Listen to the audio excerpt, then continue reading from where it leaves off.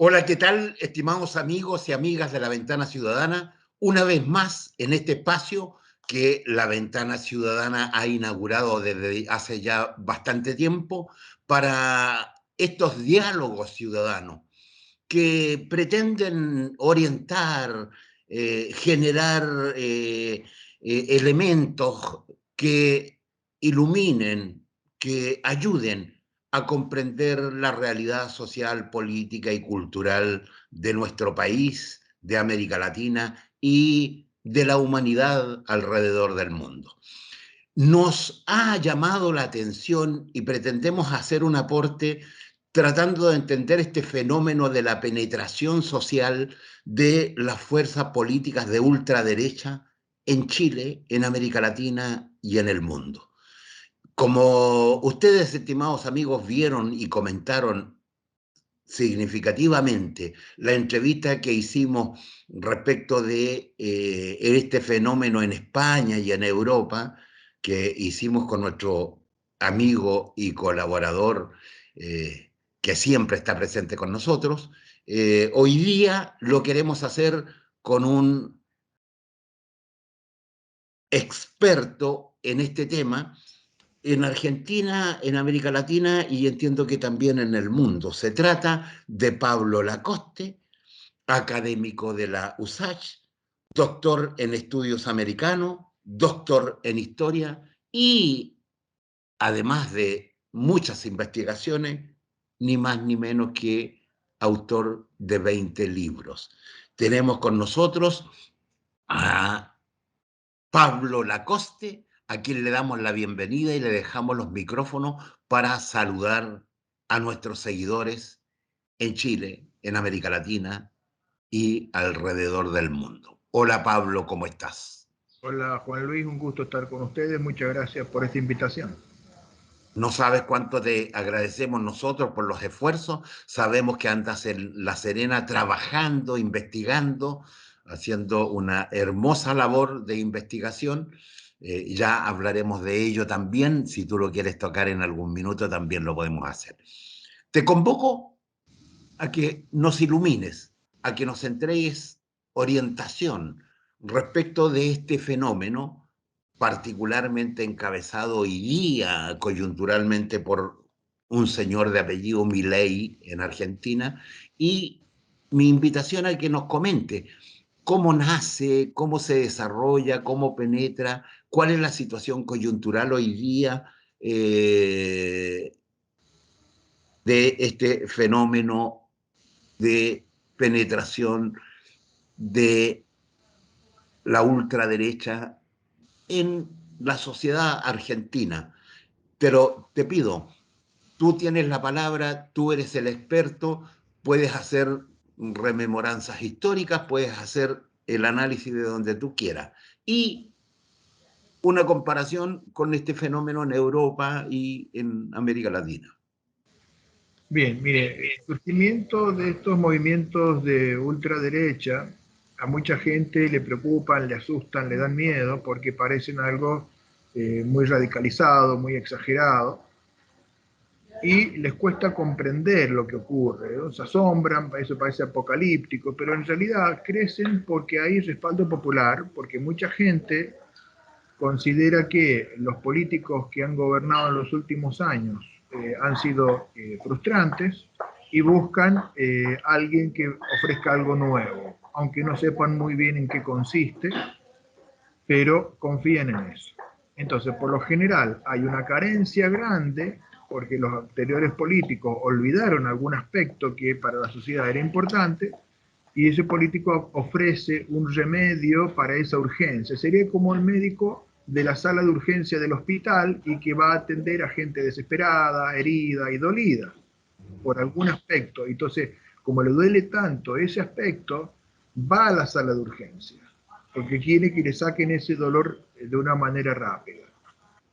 En Chile podría ser el tema de los grupos violentistas en el sur, que matan gente, que queman, que destruyen, y a mucha gente le da miedo, entonces eso genera una fuente de alimentación para los grupos de echadura. En Estados Unidos fue la declinación de la industria por el traslado de las grandes empresas hacia China, y entonces los redneck, digamos, los cuellos colorados, la gente que trabaja y todo, al final encontró una respuesta en Trump. Y bueno, y en Argentina el gran problema es la economía. La economía con una inflación descontrolada, estamos navegando digamos, a un 12,5% de la inflación del último mes, pero porque tienen muchas tarifas congeladas. La inflación de alimentos estuvo cerca del 16%. Eso en el año sería casi un 300%. Y esto es así porque llevamos 80 años en Argentina, donde se instaló una cultura de usar el Estado como un botín de guerra para ganar elecciones. Entonces, el Estado se pone exclusivamente en función de los intereses del partido que está en el gobierno, y a través de un mecanismo de expansión del gasto fiscal van creando una satisfacción en sus partidarios momentánea, y la ventaja para ganar las elecciones en el corto plazo. Pero al aplicar esta estrategia durante 80 años, han creado un problema grave de inflación crónica. El promedio de inflación en los últimos 80 años en Argentina ha sido del 80% anual, promedio sostenido durante 80 años. Esto llevó a pulverizar recurrentemente el valor de la moneda argentina. En este periodo a la moneda le sacaron 13 ceros. O sea, para que hagamos una mirada de largo plazo, en el 2013 yo para poder comprar un dólar necesitaba 2 pesos argentinos. 30 años después, en el 1943, necesitaba 3 pesos por un dólar. O sea, de 1913 a 1943 el dólar en Argentina subió de 2 pesos a 3 pesos en 30 años. Pero a partir de ahí se instala el populismo y todos los partidos adoptan ese criterio, y entonces viene la expansión fiscal sostenida, la inflación descontrolada, y entonces iban aumentando con la inflación la desvalorización de la moneda, y hemos tenido que sacarle 13 ceros, y dentro de poco vamos a tener que sacarle 2 ceros más, porque ya está llegando, pronto va a llegar a los 1.000 pesos argentinos el dólar. Y sigue, y sigue, y sigue, y sigue. Entonces, esto es una metástasis que han hecho los políticos de todos los partidos, principalmente el peronismo, pero los demás también. Y frente a esto, levanta su espada Javier Milei y plantea una serie de medidas drásticas para terminar con el cáncer de la inflación. Eso es lo que despierta esperanza en la gente, que se termine este drama de que se licúa el ingreso de los jubilados, de los profesores de colegio, de los trabajadores, de todo el mundo, para beneficiar exclusivamente a los políticos que están en el poder. Junto con esto que despierta mucha expectativa, Milei tiene otras afirmaciones que son bastante delirantes, como esto de liberar la compra y venta de órganos, cerrar los organismos de investigación, bueno, una serie de cosas que son delirios, o romper relaciones con China y con Brasil, lo cual obviamente no tiene ningún tipo de fundamento ni de lógica, pero ese costado delirante la gente trata como de no mirarlo. Lo que está mirando es sala de urgencia, yo quiero que me quiten este dolor, este cáncer, que es la inflación, el gasto fiscal irresponsable, y estos políticos que son ellos los que se han beneficiado manteniéndose en el poder 80 años a costa de destruir la economía de mi país. Estamos con Pablo Lacoste, académico de la USACH, doctor en historia, doctor en estudios americanos y autor de no más ni menos que 20 libros. Pablo, permíteme felicitarte y reconocer un interesante diagnóstico que tú haces de este fenómeno que viene penetrando en la humanidad y en las sociedades en distintos países del mundo. Yo tengo una tesis, Pablo, discúlpame tú, tengo una tesis que además de los factores que tú señalas, que son, me hacen mucho sentido, pero que son coyunturales. Yo creo que hay un tema de fondo y que tiene que ver con la implantación estos últimos 30 años en el mundo del neoliberalismo. que a mi juicio es una expresión que no solo tiene que ver con una tesis y un fundamento económico, sino que además creo que el neoliberalismo es una expresión, una tesis social, cultural, filosófica incluso, que ha hecho que en la humanidad se exprese con mucha fuerza el individualismo.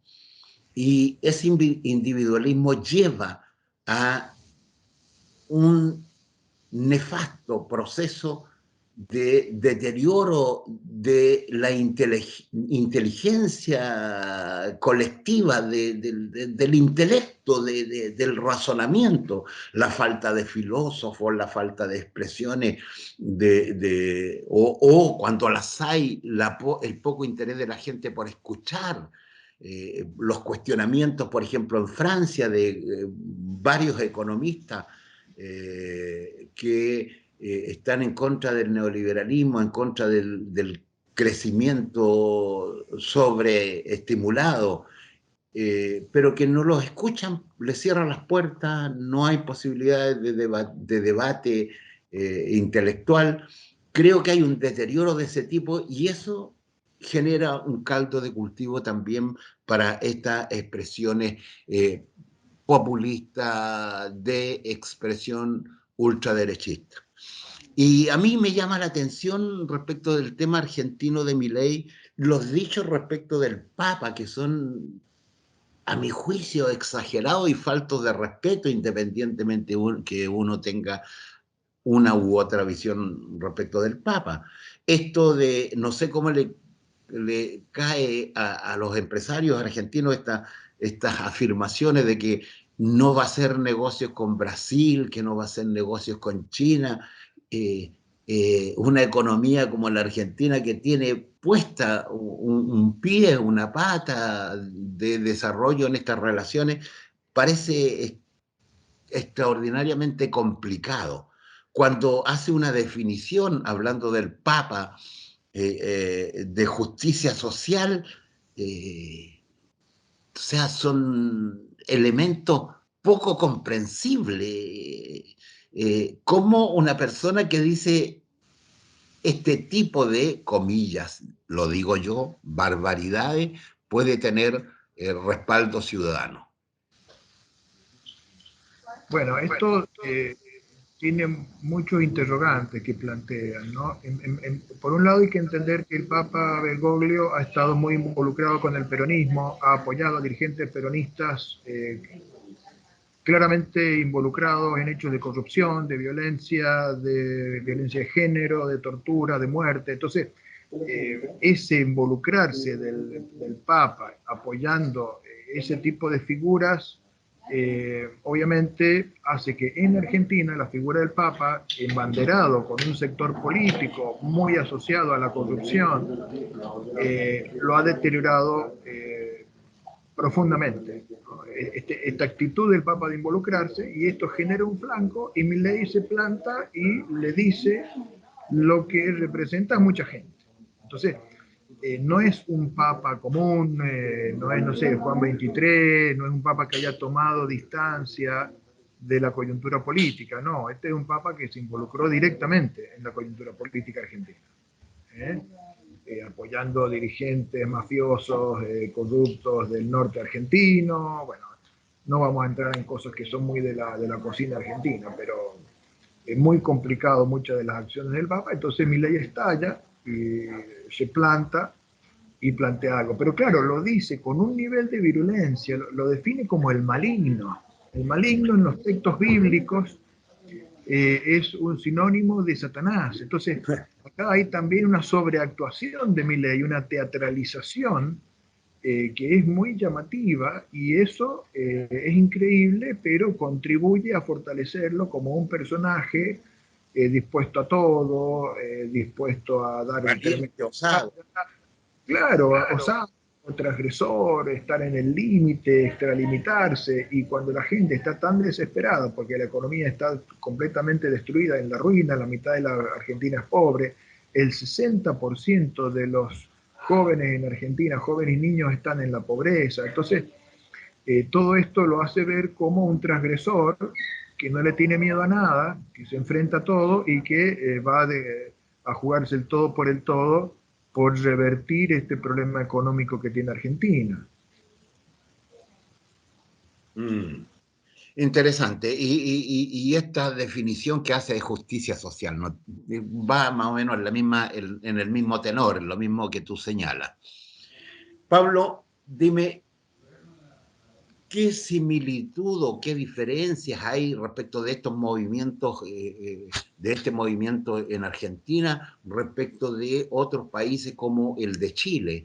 En el caso nuestro, te comento, tú seguramente con tus colegas catedráticos lo habrás comentado, pero la visión que nosotros tenemos es que la ultraderecha en Chile ha arrastrado a la derecha tradicional, a incluso sectores, comillas, democráticos de la derecha, a posturas contra este gobierno hoy día, contra el gobierno actual en Chile, a posiciones extremas. O sea, hoy día la ultraderecha chilena conduce los hilos de la derecha en general. ¿Sucede en Argentina algo parecido? ¿Es posible que sectores de la derecha tradicional se liguen o sean arrastrados por Milei? ¿Y algún grado de análisis comparativo con Europa que tú nos pudieras hacer? Bien, bueno, así como en Argentina, el motivo de urgencia, el accidente que llevó a la víctima, que es la sociedad, a ir a buscar a alguien que lo atienda en la sala de urgencia del hospital, que le quite este dolor. En Argentina eso es la inflación, la economía y el deterioro en general de la calidad de vida. En Chile es la seguridad. La seguridad de una clase política chilena que no ha querido pagar los costos de enfrentarse con los violentistas.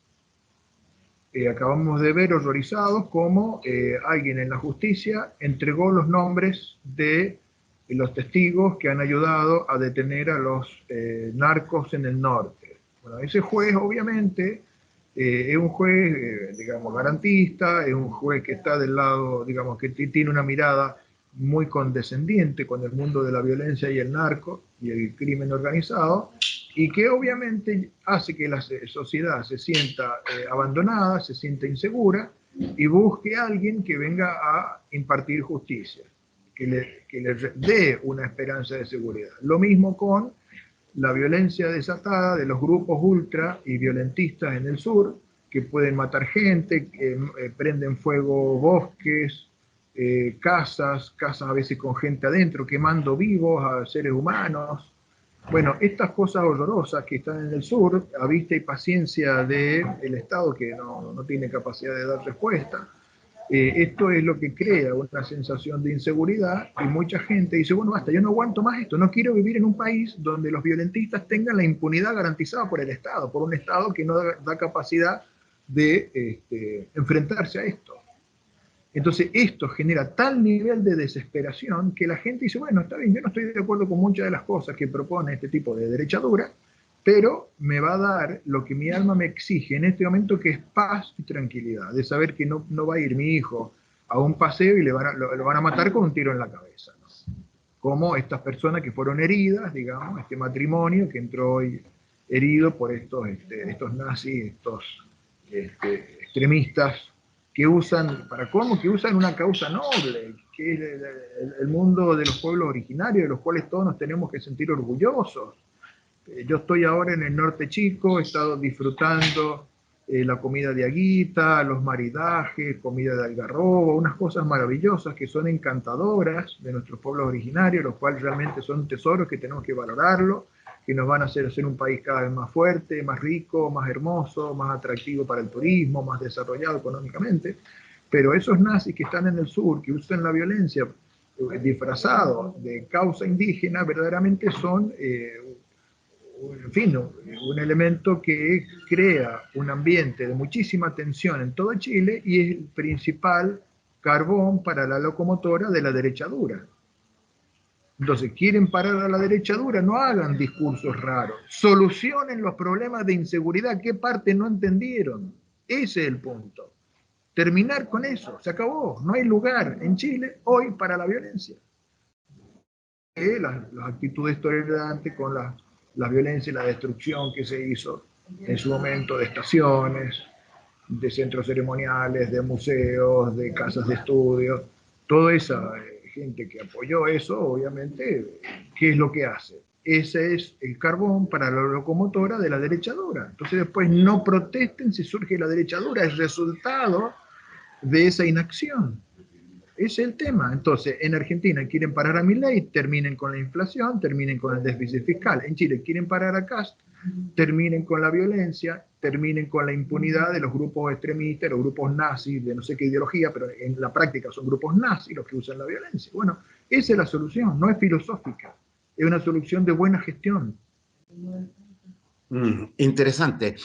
Pablo, tú en tus primeras palabras, en tu diagnóstico muy significativamente acertado a mi juicio, tú dijiste, estos grupos son seguidos por la sociedad o por sectores de la sociedad sin saber muy bien lo que hay detrás. Y yo tengo la impresión de que en Chile eso es lo que ha sucedido. La gente ha votado la alternativa por las causas que tú señalas y muchas otras, pero no ven lo que hay detrás. Yo soy de los que veo con temor la aparición en Chile y en el mundo, en la humanidad, las fuerzas de ultraderecha, porque históricamente han sido un mal para la sociedad, han sido un daño en la conducta y en la inspiración de la relación social entre las personas. Yo quiero recordarte que en tiempos de la dictadura llega, penetra y se queda y se instala el narcotráfico en Chile, en plena dictadura. Ya se hablaba de cómo el narcotráfico lavaba dinero a través de grandes empresas de la construcción y se decía y se probaba ya en los años 76, 78, en distintos lugares de Chile, en Temuco particularmente, un mall hecho y donde se lavaba dinero y los militares de ultraderecha no solo lo contemplaban, sino que eh, lo permitían. Hoy día hay investigaciones que señalan que hijos de Pinochet estarían relacionados con grupos de narcotraficantes. Es algo que tienen que probar, pero que está ahí. Entonces, cuando hablamos de la ultraderecha que sale como alternativa a la inseguridad de la gente, ¿qué seguridad nos pueden dar grupos de ese tipo? Estamos aquí, Pablo, para ilustrar a la gente a un debate con más elementos, como los que tú nos has entregado, para tener mayor comprensión de este fenómeno. Por eso te pido que nos ilustres. Bueno, sí, efectivamente muchos de estos líderes incorporan alguna serie de ideas que son preocupantes y que no sabemos a dónde nos puede llevar todo eso, ¿no? A mí lo que me preocupa mucho es lo del cambio climático, porque los grupos de derecha dura niegan el cambio climático, están de acuerdo con las grandes empresas transnacionales que causan un daño fenomenal. Y un ejemplo es la Barrick.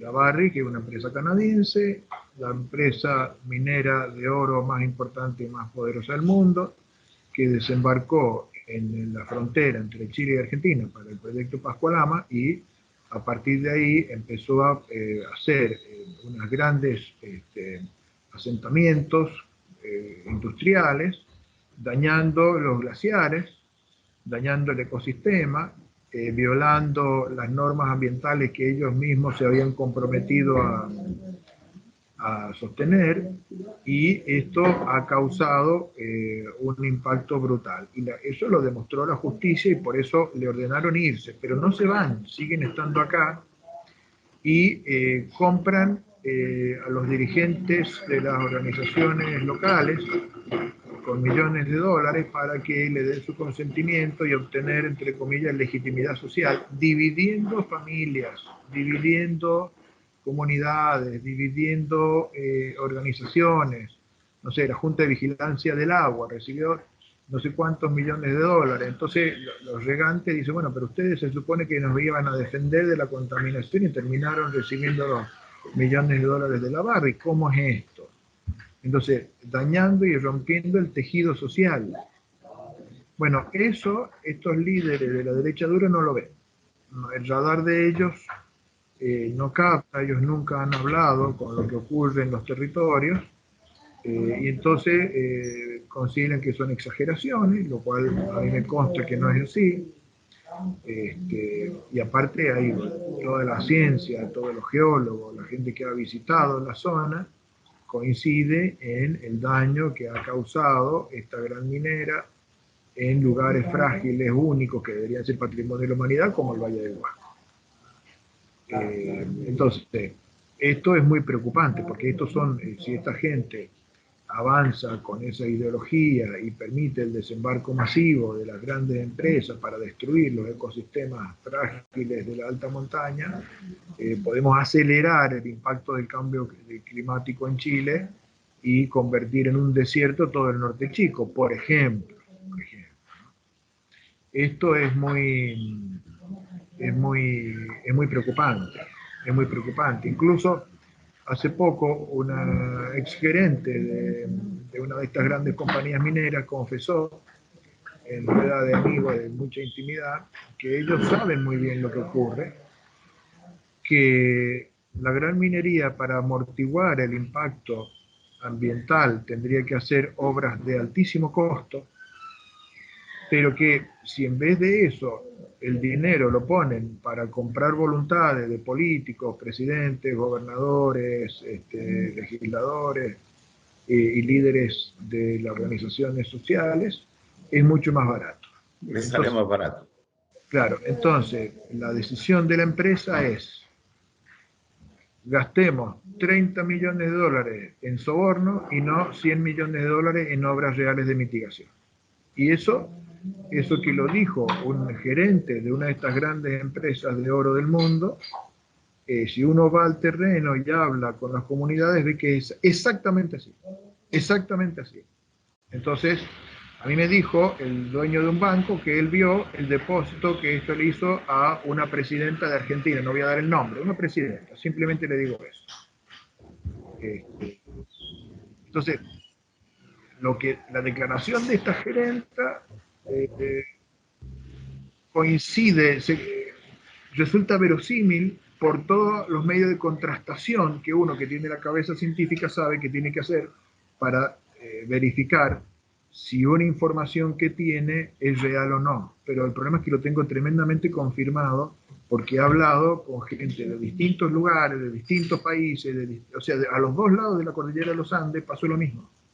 La gente cuenta cómo circuló generosamente la plata de la Barrick para comprar voluntades, incluso comunidades de aguitas, incluso juntas de vigilancia del agua, incluso parlamentarios, políticos. Bueno, todo esto es un tejido social que protege el medio ambiente y que es real y efectivo. Estos líderes de la derecha dura no lo ven. No lo ven porque ellos, otro elemento que tienen en común es que son de burbuja. O sea, usted lo escucha hablar a Milei y ve que es de burbuja. Acierta cuando critica el manejo de la economía argentina durante los últimos 80 años. Totalmente correcto. Pero tiene una formación de burbuja. Entonces empieza a criticar otros, por ejemplo, el marxismo. Él dice que todo lo que hizo Marx es erróneo. Bueno, hoy es una teoría antigua, ¿verdad? Porque él escribió hace casi 200 años. Pero en su momento, cuando él habla de la situación de la clase obrera en Inglaterra, en la década de 1840, es correcto lo que dice. ¿Por qué era así? Porque obligaban a los niños a trabajar en las minas a los 8 años de edad.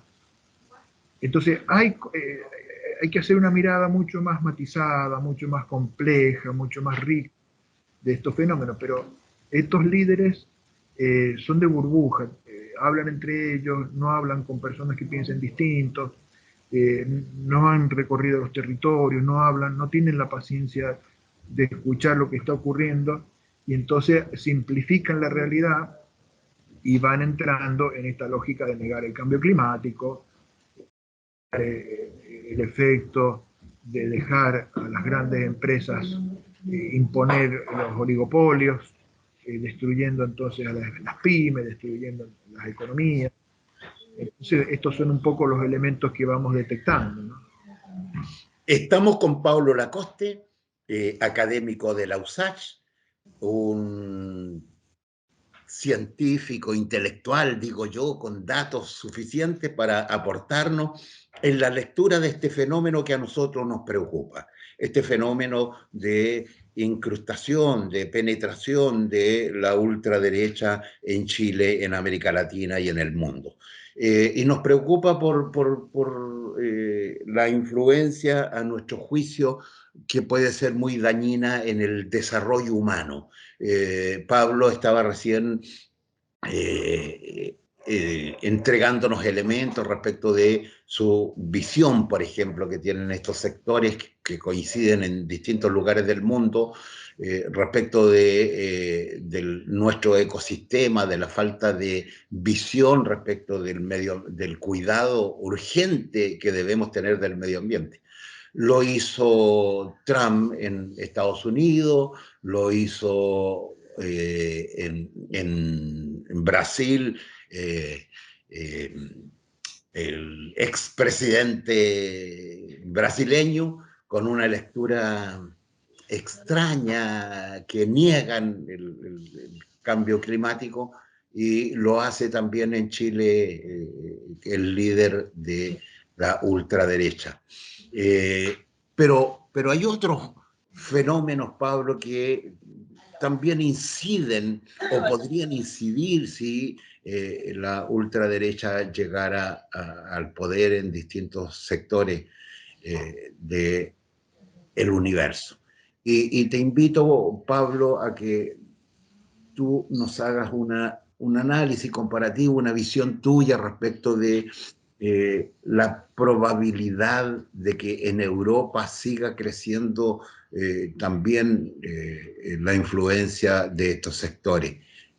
Y si hay algún grado de comparación ideológica, si hay pensamiento, hay razonamiento parecido entre esos fenómenos y los que tenemos nosotros en nuestro pueblo. Bueno, en Europa el caso más claro es el de Putin. Putin representa la ultraderecha rusa, expansionista, ha invadido un país, está masacrando el país más pobre de Europa, un país de 45 millones de habitantes, con una cultura magnífica, milenaria. Lo que está haciendo en Europa Putin es muy parecido a lo que hizo Hitler, ¿no? O sea, invadir un país pobre, usar todos sus tanques, sus aviones, sus barcos de guerra, tirar misiles, hacer la vida insoportable, masacrar niños, colegios, museos, centros culturales, sin ninguna piedad. ¿En nombre de qué? De los derechos de Rusia, de las conquistas de los zares rusos en el siglo XVIII. Eso es verdaderamente una cosa atroz, alimentada por el nacionalismo, apoyada por la Iglesia Ortodoxa rusa, que es cómplice de este genocidio que están haciendo en Ucrania. Verdaderamente es algo atroz. Entonces, él es un nacionalista que le agrega expansión militar externa, o sea, rearma el criterio de los imperios coloniales europeos. Entonces, Europa se distinguió desde el siglo XVI hasta el siglo XIX por armar los imperios coloniales, ¿no? Entonces, los europeos conquistaron América, África, Asia, la India, y trataron de imponerse ahí, sometiendo a la población local por la fuerza. Después Estados Unidos continuó con lo que hizo en Vietnam, y ahora eso es continuado por la ultraderecha rusa, que aplasta a un pueblo pobre en Ucrania por medio de la violencia. Esto es un retroceso tremendo. Y bueno, y él lo hace también con los mismos ideales de la derecha dura. O sea, él dice que nosotros preservamos la familia tradicional, nos oponemos a la diversidad sexual, nos oponemos a la perspectiva de género, al respeto por los que piensan distinto, muy en la línea exacta con Trump. Por eso es tan amigo de Trump, Putin, ¿verdad? Sintonizan mucho y Putin está esperando que Trump gane las elecciones para que se corte el apoyo norteamericano a la defensa del pueblo ucraniano. Entonces ahí tenemos una expresión muy fuerte. Y también tenemos expresiones de derecha dura en Alemania, que viene de la Alemania oriental. O sea, esto también es una reacción.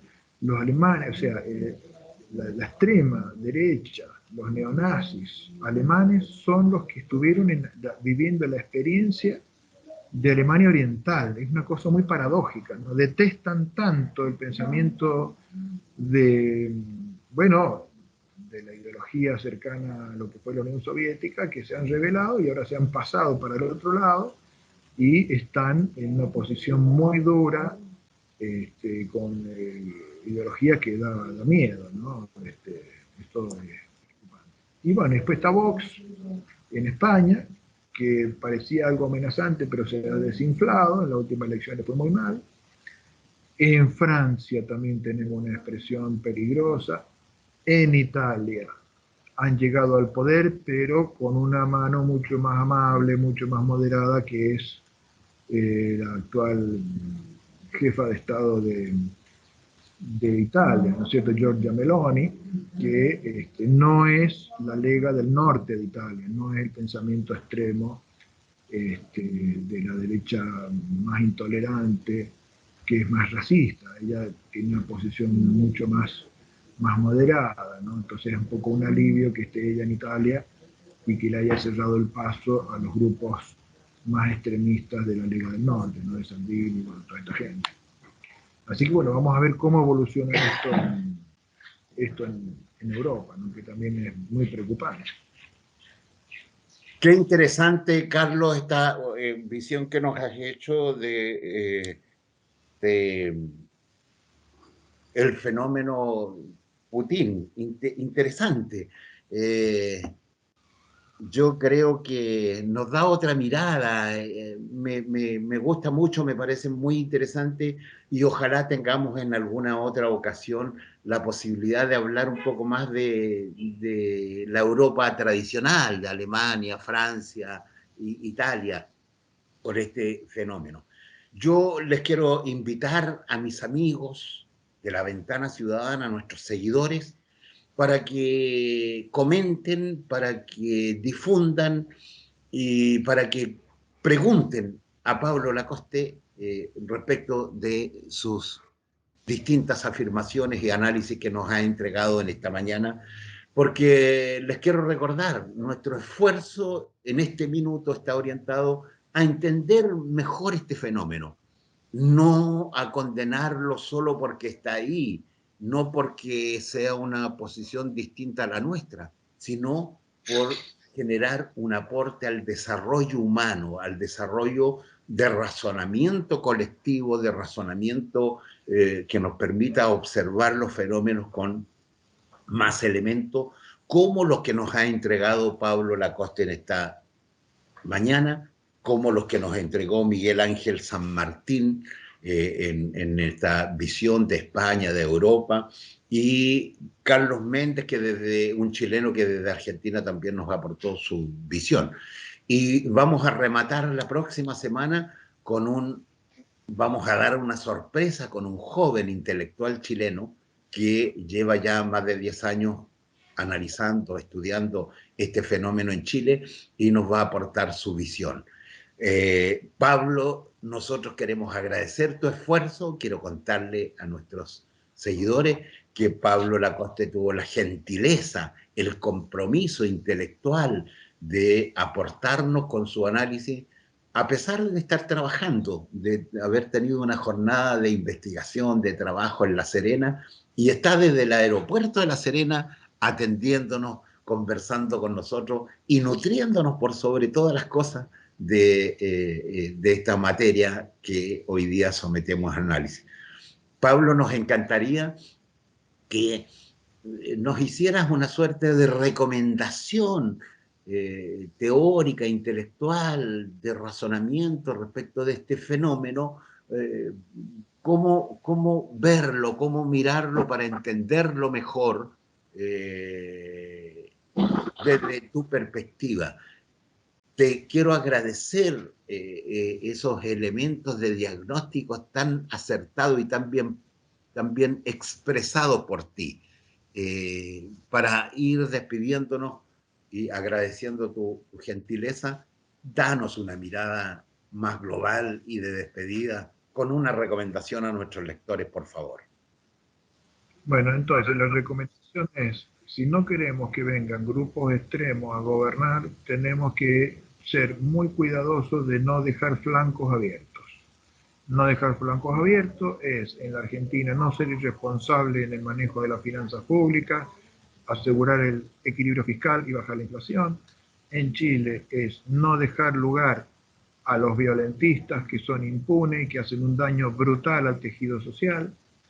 Y el tema del narco, que también es otra cosa que es muy preocupante. Entonces hay que crear una conciencia de que no hay que apoyar el narco. Hay mucha gente que se droga y eso está alimentando la cadena del narco. Entonces hay que renunciar a la costumbre cada vez más difundida de drogarse. No hay que drogarse, listo, se acabó, porque eso genera el surgimiento de estos grupos. Entonces se genera un polo de poder que empieza a sobornar a los políticos, a los jueces, a los fiscales, y destruye todo el tejido social. Entonces eso no es solamente para no destruir el cuerpo, no envenenarse a sí mismo consumiendo drogas, sino evitar que se derrumbe un país entero cuando alimentamos al narco. O sea, cada vez que alguien consume droga tiene que tomar conciencia que está financiando al narco. Entonces, bueno, acá implica que todos tenemos que esforzarnos por hacer países más fuertes, más sólidos, que no tengan estas fisuras, que son los canales por donde se meten los pensamientos extremistas, ¿no? Pablo Lacoste, académico de la USACH, doctor en estudios americanos, doctor en historia, autor de más de 20 libros en sus trabajos de investigación. Te agradecemos enormemente no solo la calidez y la claridad con que nos has entregado nuevos elementos de análisis, sino además el esfuerzo que ha significado después de tu jornada larga de trabajo, desde el aeropuerto, no muy cómodamente, con algunas dificultades al comienzo para poder encontrar un espacio para trabajar en esta entrevista, en esta conversación, en este diálogo ciudadano. No podemos, sino en nombre de la dirección de la Ventana Ciudadana, agradecerte y solicitarte que en la medida en que tus tiempos te lo hagan posible. Normalmente después de estas conversaciones recibimos muchos comentarios, análisis, preguntas, y si llegan a suceder en esta ocasión, te pedimos, Pablo, que los atiendas y nos contestes entrando a nuestra página laventanasiudadana.cl. Gracias, eterna. Gracias también a Rodolfo Kohler, que hace posible que estos diálogos ciudadanos tengan una nítida expresión en nuestra página. Y dejo los micrófonos de la Ventana Ciudadana para que Pablo se despida de nuestros seguidores. Y en Argentina, ojo, nuestros amigos argentinos que nos siguen, opinen, comenten. Gracias, Pablo.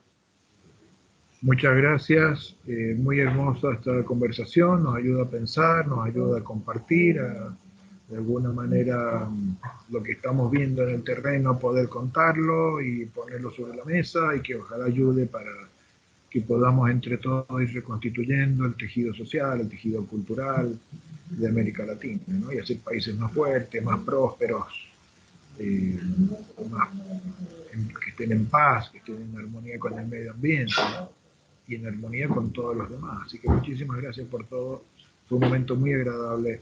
Estoy muy agradecido. Gracias. La Ventana Ciudadana, Pablo Lacoste, gracias. Gracias. Gracias, Rodolfo. Estimados amigos, nos veremos en una próxima ocasión con un nuevo diálogo ciudadano, con un joven intelectual chileno que hablará de este fenómeno en Chile, en América Latina y en el mundo. Nos vemos. ¿Cómo estamos, Rodolfo?